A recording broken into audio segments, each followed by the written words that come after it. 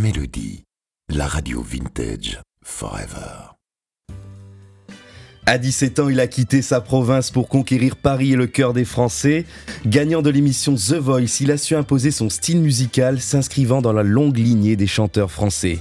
La modernité, il la trouve dans l'intemporalité de notre répertoire. Ses références, Sardou, Sinatra, Sanson et tant d'autres artistes issus d'une époque bénie pour le music hall.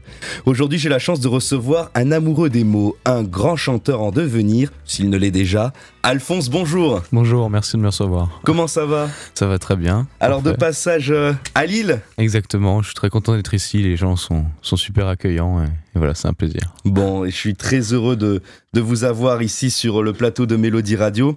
Et avant de revenir sur votre parcours et votre appétence pour la chanson, je pose toujours cette question à mes invités.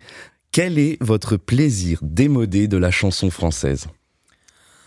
Oula, c'est compliqué. Je voulais dire une chanson, un plaisir coupable, hein, c'est ça ? Une chanson que vous aimez mais que vous trouvez démodée. Ben, je vois autour de moi, j'avoue que je spoil un peu comme on dit, mais Guy Marchand, ça marche toujours, ça me fait bien rigoler, donc voilà, un petit La Passionata ou quelque chose du genre, ça me fait bien rigoler, voilà. La Passionata de Guy Marchand, c'est un excellent choix. Vous l'avez découvert comment, tiens, Guy Marchand ? Bah, Guy Marchand, je pense que c'est juste par curiosité sur internet, mais en tout cas, bon, j'ai connu Guy Marchand comme ça, par curiosité, et voilà, ça m'avait bien fait rigoler à l'époque. Bon, et bien voilà, vous avez gagné The Voice, la 13e saison de The Voice. Comment vous vivez cette après-victoire et surtout la ferveur du public ? Alors bon, déjà l'après-victoire, c'est ce que je dis un peu partout, mais je la vis avec le bac, parce que j'ai été là, pendant un mois la tête dans le bac. Mais si on parle vraiment de musique, là je suis très content d'avoir pu venir à Lille pour l'ouverture du The Voice Café, parce que j'ai pu rencontrer le public. Voilà, j'avais déjà fait 2 ou 3 concerts après ma victoire, mais là c'était vraiment, il y avait beaucoup de proximité, donc c'était super, une super expérience.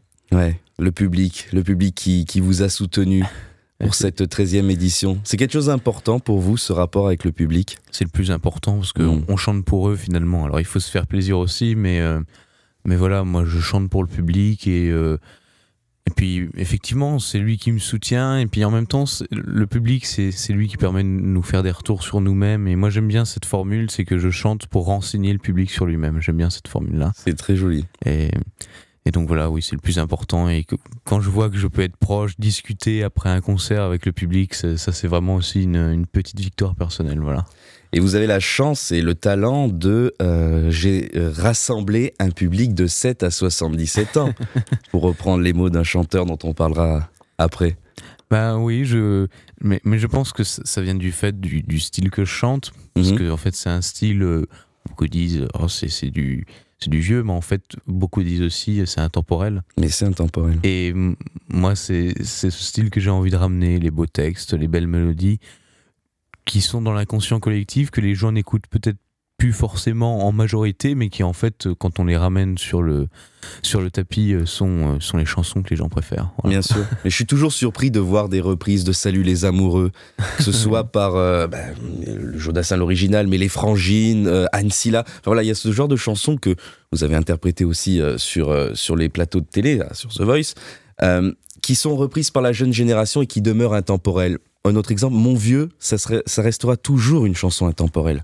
Exactement, parce que je pense que les chanteurs à l'époque, et peut-être qu'on a un peu perdu ça aujourd'hui, après je veux pas faire de généralité non plus, mais les chanteurs écrivaient quelque chose qui était destiné à être universel, qui parlait à tout le monde, et puis maintenant je trouve qu'il y a un peu trop de repli sur soi-même, et puis moi, je trouve que les chansons à texte d'aujourd'hui sont un peu égoïstes et un peu commerciales sous beaucoup d'aspects, donc je trouve ça dommage.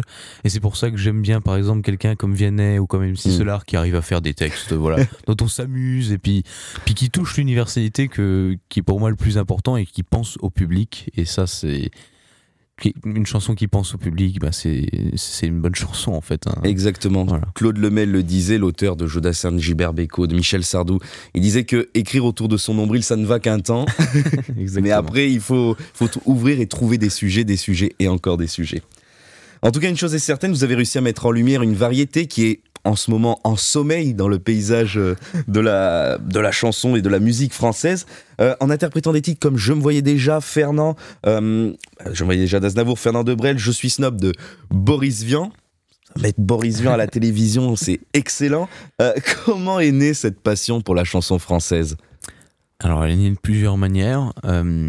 Déjà, en fait, j'ai eu beaucoup d'introductions à la musique. Ma mère qui m'a fait découvrir beaucoup de chansons françaises. Voilà, c'est de là donner ma passion pour Claude François, pour Sardou, pour Aznavour, etc. Mon frère qui m'a fait écouter beaucoup de musique classique. Donc lui, ça m'a permis aussi, mine de rien, de rentrer dans différents styles. Et puis aussi de la curiosité. Voilà. Je suis quelqu'un, je pense, de nature assez curieuse et j'aime bien découvrir à chaque fois plein de styles. Puis essayer de m'approprier tout ça. Et sur The Voice, j'ai montré voilà, un peu de chansons françaises, mais moi j'adore le jazz, c'est mon style de prédilection. J'adore le funk. Donc voilà, c'est vraiment... Et vous êtes du genre à vous perdre sur YouTube, c'est ça ? Et d'enchaîner vidéo sur vidéo pour découvrir de nouvelles chansons ? Exactement, moi j'ai un petit plaisir coupable, c'est regarder par exemple les lives de Sinatra des années 60 avec le Rat Pack, etc. Ça j'adore, voilà, c'est mon petit plaisir à moi. Voilà. On est entouré de personnes que vous aimez bien d'ailleurs. Là, il y a Dean Martin derrière vous, Sinatra derrière moi. Et justement, ça me fait une transition un peu forcée, mais vous avez trouvé l'artiste dont on allait parler. Vous cherchez sur YouTube, vous découvrez de nombreux artistes, dont l'immense Frank Sinatra. Écoutez. Fly me to the moon, let me play among the stars, and let me see what spring is like on Jupiter and Mars. In other words,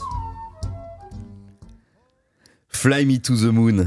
Ouais. Ça, c'est une chanson que vous avez interprétée plusieurs fois, je crois, sur les plateaux, oui, les interviews. Je l'ai interprété un peu et c'est effectivement, c'est une des premières chansons que j'ai découvert de Sinatra et puis je suis tombé complètement dans la marmite. Voilà. Ouais. Et qu'est-ce qui vous plaît chez ces crooners ? C'est la classe, c'est le fait de crooner, de susurrer derrière un micro, c'est l'image qu'ils renvoient, c'est la musique. Qu'est-ce qui vous attire chez les crooners ? Mais je pense qu'en fait, c'est la décontraction avec laquelle ils font tout ce qu'ils font, qui en fait est très compliqué. Eh oui. Et je pense que c'est le propre d'un grand chanteur, c'est vers quoi j'aspire. C'est qu'en fait, un chanteur doit faire paraître que tout ce qu'il fait, c'est facile. Et je trouve que chez les crooners, comme Dean Martin, comme Sinatra, comme Sammy Davis Jr., c'était vraiment... ils arrivaient derrière le micro, ils avaient peut-être bu 3 bouteilles de scotch, voilà, de scotch avant, mais ils s'amusaient. Et puis moi, j'aime bien aussi un peu cette nonchalance et puis cet amusement, le fait de ne pas se prendre au sérieux. Moi, c'est vraiment quelque chose qui me plaît. Voilà. Ce travail de crooner. Exactement, c'est ça. Et vous avez d'ailleurs un côté crooner, on l'a vu à la télévision, vous vous habillez avec un costume, vous chantez des chansons. Voilà, parce que pour moi... Je suis snob de Boris Vian, c'est un côté extrêmement crooner. Oui, bah, c'était vraiment un crooner, Boris Vian, parce qu'il était aussi trompettiste, et puis il écrivait des textes magnifiques, et c'est quelqu'un qui avait aussi beaucoup de culture, ce qui je pense est important voilà, pour forcément écrire ses textes et écrire les mélodies. Et moi j'ai vraiment été content de défendre cette chanson, parce que je trouve qu'elle prend encore plus sens aujourd'hui. Voilà, je suis snob, je trouve ça... Oui, on doit vous le dire rigolo. tout le temps. Avec votre âge, pourquoi vous chantez des chansons anciennes ? Pourquoi vous ne faites pas il y a une expression qui est à la mode, de la variété urbaine. J'aime pas trop cette expression, mais on doit souvent vous le dire. Ce décalage qu'il y a entre l'âge que vous avez et les chansons que vous aimez et que vous chantez. On me le dit, mais finalement, en fait... personne ne prend ça comme un défaut. Ce qui est assez bien finalement, c'est que tout le monde dit c'est super. Tant mieux. Et il y a des gens qui aiment pas, mais ça je m'y attendais, c'est normal, on peut pas aimer tous les styles. Mais encore une fois, comme je l'ai dit, c'est des chansons que tout le monde a dans son inconscient collectif et voilà, quand on les chante, c'est soit les gens dansent, soit ils pleurent, soit ils rient, enfin pour moi c'est des chansons qui recouvrent toutes les émotions et puis voilà, qui sont magnifiques, quoi. Donc il faut les refaire revivre, voilà. Les émotions que vous nous faites revivre, les crooners. Il y a une chanson peut-être que on a évoqué Guy Marchand, que j'aimerais vous faire écouter, qui vous correspond aussi peut-être bien. Enfin, à vous de me dire. hey crooner, sens pas ridicule, la main sur le cœur. Tu fais marrer tous les rock'n'rollers quand tu roules tes épaules de maître nageur. Hey rouleur, pourtant tu rappelles à tous les danseurs quelque chose de leur vie comme du bonheur. Dans ta chanson crooner, stranger than the night, exchanging glances, wandering in the night. What were the chances? Alors, qui vous correspond bien dans, Oui, dans le style, pas au mot pour mot, qu'on soit bien d'accord. Hey Crooner de Guy Marchand. Ben oui, mais c'est marrant parce que c'est une de mes préférées de Guy Marchand. Et puis, en fait, ça me correspond, on va dire, dans le sens dérision. Moi, j'adore.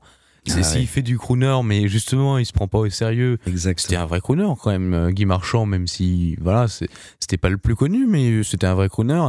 Et qu'il s'en amuse comme ça, moi, je trouve ça génial. Et c'est le plus important. On n'opère pas à cœur ouvert. On est là pour faire de la musique, donc autant s'amuser. Ouais. Comme je pensais à Gérard Rinaldi aussi des Charlots, qui avait une voix fantastique, qui a fait du crooner, qui a chanté des chansons légères toute sa vie. Mais ouais. Et oui, et d'ailleurs le premier crooner français, tiens, vous savez qui c'est ? Je pensais à ça. Je sais pas, mais je vais peut-être citer dans le trop ancien, Jean Sablon. Exactement. Sais pas, c'est ça. Ouais, bravo. Putain, on est deux jeunes personnes à connaître Jean Sablon, c'est extraordinaire. Vous qui partez sans me voir. Non, qui passez sans me voir. Ouais, c'est ça. Ouais. Bon, ben ça fait plaisir. Bon, ben on parle de vos références et là, on va parler d'un monsieur. Voilà, je l'ai entendu, je l'ai lu, vous l'avez évoqué rapidement. C'est lui. Je montre à la caméra, à nos amis qui nous regardent. Ah bah oui, ça c'est le top du top. Ça, c'est le top du top. Il représente quoi pour vous, Michel Sardou ? Oula, beaucoup de choses. Bah déjà, c'est une voix exceptionnelle, forcément. Et puis, encore une fois, c'est une question de décontraction. Et puis, ce que j'aime bien dans ses textes, c'est sa liberté, quoi. Il n'hésite pas à provoquer quand il faut provoquer, à pas se prendre au sérieux. Et moi, c'est ce vers quoi j'aspire, c'est cette décontraction totale et puis savoir dire, bon, je m'en fous. Voilà. Ah oui. Je trouve ça assez courageux et puis les gens ne se rendent pas compte. Avant qu'on commence à chanter, on se dit, bon, Sardou, ça va, il chante bien, mais c'est Connemara. Voilà, c'est ça. Mais en fait, c'est des textes hyper profonds et c'est une voix de dingue. Et puis c'est Jacques Revaux aussi qui a fait, comme d'habitude, et puis tellement d'autres, voilà. Oui. Et pour Sardou, pour Sylvie, pour Johnny aussi. Pour Johnny, bien sûr. Ouais, c'est vraiment. Donc je pense que c'est un artiste je veux pas dire qu'on a besoin de redécouvrir parce que tout le monde connaît Sardou en fait, mais à approfondir peut-être. À approfondir, c'est exactement le mot. Alors voilà. Quelle chanson vous aimeriez conseiller, peut-être une pas connue de Michel Sardou que vous aimez bien, que vous portez? Bah moi, je pense que ma chanson préférée de Sardou, voilà, on n'apprécie pas, hein, mais c'est Le France. Voilà, j'adore cette chanson. Eh ben, comme quoi, il y a de la chance dans ce métier, puisque la chanson que j'allais vous faire écouter, c'est celle-ci. Que le plus grand navire de guerre ait le courage de me couler, le cul tourné à Saint-Nazaire, pays breton où je suis né. Ne m'appelez plus jamais France, la France elle m'a laissé tomber. Ne m'appelez plus jamais France, c'est ma dernière volonté. Le cul tourné à Saint-Nazaire, pays breton où je suis né. Oui, c'est vraiment... Mais en fait, on se rend compte là de toute l'intelligence qu'il a dans ses textes et toutes ses références. Et donc cette chanson, pour la petite histoire, fait référence au bateau Le France à l'époque, qui avait été, je sais pas si c'est le mot, démantelé par Giscard. Il a été vendu. Voilà, il a été vendu, c'était aux Américains, je crois. Ouais. Et donc voilà, il a voulu exprimer un peu sa colère, sa déception de perdre ce fleuron français, on va se dire, voilà. Et puis moi je trouve que c'est vachement courageux d'écrire sur ça, et il n'y a pas beaucoup d'artistes qui pourraient le faire aujourd'hui, donc... il est applaudi par la CGT oui, quand il va en 76. sur les chantiers de Saint-Nazaire en chantant Le France. Donc voilà, c'est votre chanson que vous souhaitez donner au public. Exactement. Réécoutez Le France, mais je pense que nos chers auditeurs de Mélodie la connaissent par cœur. Et bon, vous l'avez dit, vous êtes attaché aux mélodies, vous êtes attaché au texte. Et il y a un artiste, un grand artiste qui avait les deux. Bon, Sardou là aussi. Hein. Si je vous dis ceci. She may be the face I can't forget, a trace of pleasure or regret, maybe my treasure or the price I have to pay. She may be the song that summer sings, maybe the chill that... Eh oui, Charles Aznavour, oui. Charles Aznavour. Bah, il a tout, hein. Enfin, je pense que j'enfonce des portes ouvertes, mais oui, et ce qui est dingue avec Aznavour, en fait, c'est sa polyvalence, c'est qu'il a tout chanté, tout. Et ce qui était drôle à l'époque, c'est dans les années du coup 60, 70, c'est qu'à l'époque, on traduisait tout en plusieurs langues. C'est ça. Donc, quand on voit Hier encore, on voit des versions italiennes, on voit des versions allemandes. Yesterday voilà, when I was young. Voilà, c'est ça, et c'est incroyable. Et puis, quelle voix, et ouais, c'est une de mes inspirations. Et voilà, il synthétise aussi un peu toutes vos appétences avec ses textes, ces mélodies qui nous emportent. Alors je prends un peu de l'avance sur ce que je voulais vous dire, mais vous aimez les cuivres, vous aimez les violons, et on est bien d'accord, il n'y en a pas assez dans la chanson. Oui, on est d'accord, et voilà, c'est des instruments qu'on aimerait bien revoir un peu plus. Ouais. Et tiens, quelle est votre chanson préférée d'Aznavour ? Oula. Assez dur, hein. Je sais pas, je pense pas que ce soit ma préférée, mais c'est une chanson que les gens connaissent peu, on va dire, mais que j'adore, c'est Les Plaisirs démodés. Qui est le nom de cette émission d'ailleurs. Mais voilà, Les Plaisirs démodés d'Aznavour, je la conseille, c'est vraiment super. Et puis, c'est une chanson où il y a ce côté joyeux, puis à un moment, il y a un côté plus romantique, plus joyeux. Enfin, musicalement, c'est monstrueux si on s'y penche, et voilà, ouais, c'est plus côté jerk ou plus côté slow de cette chanson, tiens? Votre partie préférée? Jerk quand même. Ouais. Ah, moi ce serait plus slow, mais c'est pas grave. On peut ne pas être d'accord parce qu'elle est magnifique cette chanson. Elle nous emporte et puis nous sommes en Les Plaisirs démodés. Je pense que c'est 71 sur l'album Idiote, je t'aime. Oui, c'est ça. Bah voilà. À vérifier, je l'ai pas ramené aujourd'hui. En tout cas, vous êtes un amateur de chansons françaises, mais d'artistes que l'on a aussi oubliés. Et injustement oublié. En me promenant sur votre compte Instagram, j'ai trouvé une chanson qui, je crois, est l'une des plus belles de cet artiste. C'est en septembre, quand les voiliers sont dévoilés et que la plage tremble sous l'ombre d'un automne débronzé. C'est en septembre que l'on peut vivre pour de vrai. C'est en septembre, Gilbert Bécaud. Eh oui. Et pour la petite histoire, c'est une chanson que j'ai voulu poster sur mon compte parce que c'est la chanson que je devais chanter à la base, enfin aux auditions à l'aveugle. C'était sûrement prévu que je chante ça, voilà, parce que c'est une des chansons que j'avais présentées dans les premiers castings. Donc voilà. Et effectivement, c'est une de ses plus belles. Après, moi, j'avoue, je vais peut-être en décevoir certains, je n'écoute pas tant que ça Gilbert Bécaud. Ouais. Là, je suis vraiment...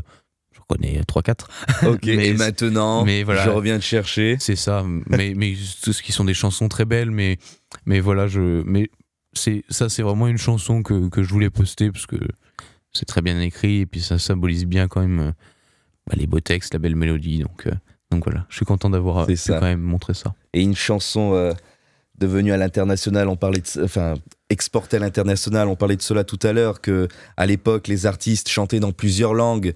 C'est en septembre, je crois que c'est September Morn en anglais. Voilà, est-ce que, on va venir sur votre titre tout de suite, est-ce que vous pensez qu'au fur et à mesure de votre carrière, vous allez chanter dans d'autres langues, vous allez essayer de vous exporter comme faisaient les anciens?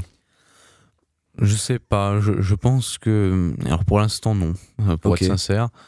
Justement, si on revient sur Sardou, lui il faisait plus ça, parce qu'à l'époque c'était plus tellement d'actualité. Mais moi je pense que les gens m'écoutent aussi parce qu'ils aiment la chanson française finalement. Et ça c'est important. Moi j'adore chanter de l'anglais, mais je pense pas être en capacité de forcément dire ce que je veux en anglais. C'est pas ma langue maternelle, donc forcément il y a quand même une petite barrière. Et moi je pense que voilà, j'aimerais pour l'instant rester en français et puis peut-être en fait ramener les rythmes américains que j'adore, de Sinatra, même de Earth, Wind & Fire, bon voilà, en français, ce serait génial. En tout cas, vous l'exprimez, ces rythmes, ce côté très jazzy sur une chanson, votre premier single. Écoutez. Mais toi, à tous les coups, tu es là où je vais. Je me pends à ton cou et tout semble parfait. Oui, toi, à tous les coups, presque sans faire exprès, tu me remets debout. Je ne sais pas comment tu fais. À tous les coups. Comment elle est née cette chanson ? Alors c'est une chanson qui en fait existait déjà, qui avait été écrite par un monsieur qui s'appelle François Velgreen et composée par Guillaume Soulan. Et donc on me l'a proposé et puis moi j'ai dit déjà forcément on rajoute des cuivres. Ah voilà. On rajoute des cuivres, on rajoute des chœurs, des violons, enfin voilà. J'ai en fait participé un tout petit peu à l'arrangement en proposant des idées. Ça a été facile de rajouter des cuivres et des violons ? Ils vous ont dit oui tout de suite ? Oui, ils m'ont dit oui, parce que finalement, c'est ma chanson quand même. Mais après, c'était la composition en tant que telle, le choix des notes, etc. C'était vraiment aux mains de Guillaume, donc le compositeur. Et, mais bon, moi, je suis très content du résultat final, parce que je trouve que ça représente bien ce que j'ai envie de montrer, c'est justement ce côté joyeux. Et les plaisirs démodés m'ont pas mal inspiré, justement, dans le côté jerk. C'est, voilà, on s'amuse, on se prend pas au sérieux, on rigole, et puis même on s'amuse de nous-mêmes un peu dans la chanson, et je trouve que ça symbolise bien ça. Ouais. Voilà, à tous les coups que vous pouvez écouter partout. Bon, c'est une question que tout le monde doit vous poser, mais je vous la pose quand même. Un album en prévision ? Un album en prévision, évidemment, mais pas tout de suite. Je préfère prendre le temps de bien faire les choses et puis de revenir avec quelque chose de marquant, j'espère, et voilà. Et qui vous ressemble, puisque je crois que vous essayez de porter une attention particulière au texte. Bien sûr, qui me ressemble, c'est le plus important, je pense, pas que pour moi, pour tous les artistes. Enfin, je dis pas que je suis artiste, mais voilà, je veux dire pour tous ceux qui font du chant, ou voilà, mais... Ouais, mais j'aime pas trop me dire que je suis artiste. Je sais pas à moi de le dire ça, mais bon bref, c'est un autre sujet. Dans les loges de l'Olympia, il y a écrit, on y a été en plus, donc je me souviens plus, mais bref, interdit aux stars, réservé aux artistes. Je trouve que c'est pas un gros mot d'être un artiste. Non mais c'est sûr, mais bon, moi je ne vais pas m'auto-définir en tant qu'artiste. Je trouve que ça fait un peu, je suis un artiste. Voilà. C'est pas voilà, mais en tout cas, oui, donc faire vraiment un album à mon idée, et puis avec tous les styles que j'aime, que j'ai pas forcément pu montrer maintenant, le disco, le funk, le jazz, le rock, moi j'aime tout ça, et cool. Justement, quand on parle de Sanson, par exemple, Sanson c'est du funk, faut quand même pas l'oublier, comme Michel Berger était du funk aussi, Et moi, c'est ce style-là que j'ai vraiment envie de ramener, et puis un peu de variété dans les styles, ça fait jamais de mal aussi, sans non plus perdre qui je suis, mais ça n'arrivera pas. Le disco, la funk avec des culs, ça c'est typiquement ça, que je pense à Bessame Mucho de Dalida, à des chansons plus légères comme, je sais pas, comme dirait Mistinguette, on reste sur Dalida, ou Gigi Lamoroso, non, Gigi in Paradisco. Voilà, le mettre des cuivres, faire du disco. Un vrai disco, pas une parodie de disco, hein. Non, un vrai disco. Un vrai disco. Un vrai disco, mais après, ce qui n'exclut pas quand même des chansons un peu plus sérieuses, mais pas m'inscrire dans la sinistrose actuelle, voilà. Et vous allez explorer des chansons, des thèmes plus tristes ? Je vais essayer, mais voilà, toujours en essayant d'avoir quelque chose qui plaise au public, qui me corresponde. Peut-être craquer sur le mot « je t'aime », comme le chante Eddie Mitchell, forcément. Oui, des chansons d'amour, ça c'est forcément inévitable. Mais oui, je vais essayer, de toute façon, si je fais un album, d'avoir quand même un peu de diversité, c'est aussi important. Voilà. Avant de se quitter, je vous propose d'imaginer l'Alphonse de 28 ans, donc dans 10 ans. Qu'aimeriez-vous l'entendre vous dire, à vous, le jeune homme de 18 ans ? Alors, beaucoup de choses.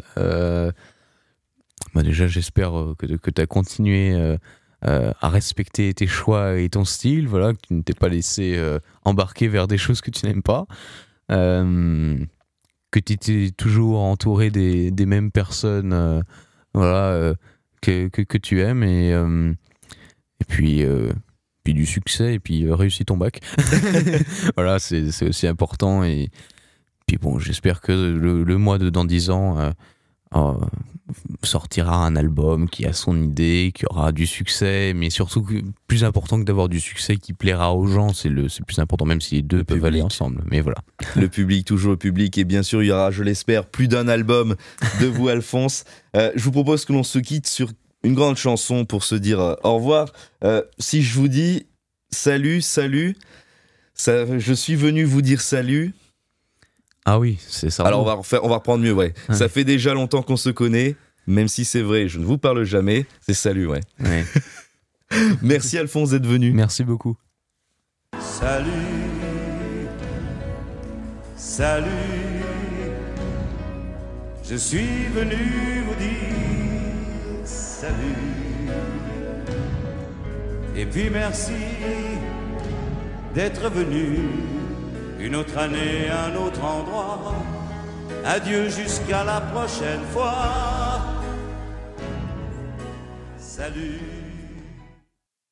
Mélodie, la radio vintage forever.